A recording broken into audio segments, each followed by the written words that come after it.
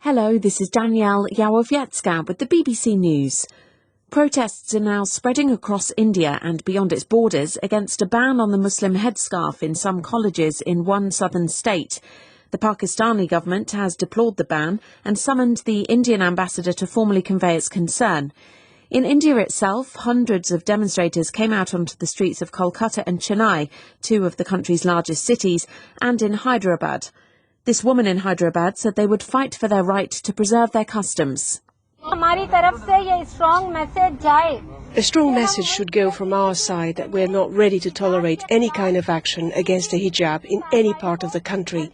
We are seeing that attacks against Islam and Muslims have increased in the country. The entire country is moving towards the ideology of a Hindu nation, and that is why we Muslims are being threatened so that we adapt to the Hindu traditions. The man accused of being the only surviving attacker from the 2015 Islamist attacks in Paris has been testifying at his trial in France. Salah Abdeslam denied killing or injuring anyone or being a danger to society. Lucy Williamson was at the court. Standing in the transparent witness box, flanked by lines of police, Salah Abdeslam suggested that he had made the decision not to detonate his explosive vest on the night of the Paris attacks. When you're in solitary confinement, he told the court, you ask yourself, was I right to step back, or should I have done it? And you say to yourself, I should have detonated that thing. During several hours of questioning, Abdeslam switched between strident defence of jihadist attacks, laid-back teasing of the judges, and dizzying contradiction of his own testimony. Iraq has made its final compensation payment over its invasion of Kuwait in 1990. The biggest single claim approved by the Commission was for $14.7 billion in damages incurred by the Kuwait Petroleum Corporation after Iraqi troops set fire to oil wells as they left. More details from Sebastian Usher. Over the past 30 years, the UN Compensation Commission has overseen the payment of $52 billion to individuals, companies and governments that suffered damages during the invasion and occupation of Kuwait by Iraq under Saddam Hussein.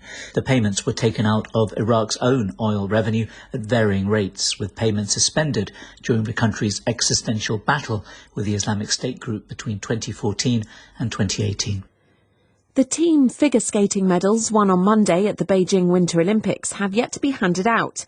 The International Olympic Committee said this was because of a legal issue, with a spokesman describing it as something that was still emerging. The event was won by the Russian team.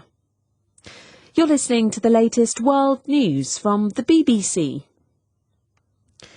New York State has said it will end its mandate requiring people to wear a mask in most indoor public places after it saw a steep decline in COVID cases.